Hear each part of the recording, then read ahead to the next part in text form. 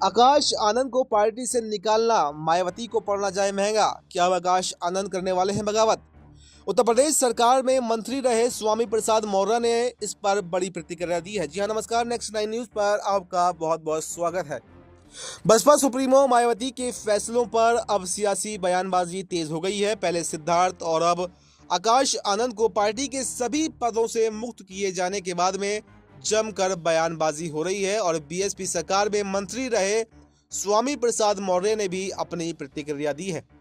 उन्होंने कहा कि अभी बसपा की अध्यक्ष मायावती हैं, क्या फैसला लेना है ये उनका विवेक है। स्वामी प्रसाद मौर्य ने कहा कि किसको क्या जिम्मेदारी देनी है, किसको क्या नहीं देनी है, किसको रखना है, किसको हटाना है, ये उनका विवेक है, ये उनका सर्वाधिकार है कि पार्टी में किसकी क्या भूमिका होगी और क्या नहीं होगी।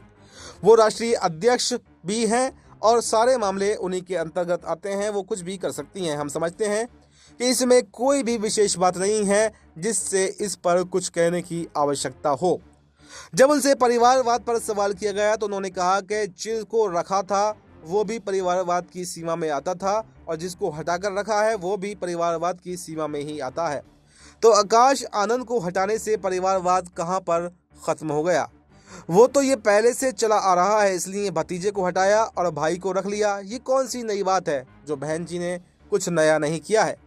पूर्व मंत्री ने कहा कि पहले भी आनंद जी थे बीच में और आनंद जी अभी भी बीच में हैं। आनंद जी को कार्यमुक्त करके आकाश आनंद को रखा गया था और आकाश आनंद को एक बार फिर से हटाकर फिर से आनंद कुमार को रखा गया है।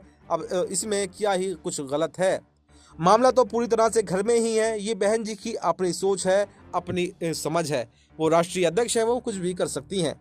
उन्होंने कहा कि वो अपने संगठन को किस तरह से चलाना चाहती हैं।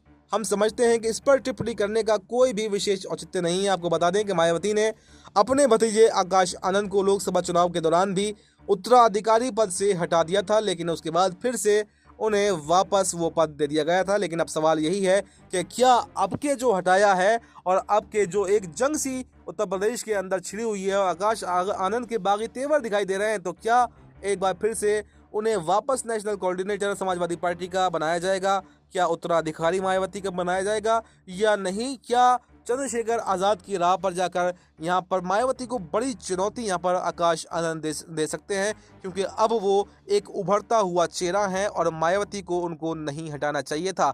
अब वो एक जिम्मेदार नेता के तौर पर उभर चुके हैं और ऐसे में परिपक्वता के आधार पर अगर वो चुनाव में मायावती के खिलाफ उतरते हैं तो यहाँ पर बड़ा झटका मायावती को लग सकता है।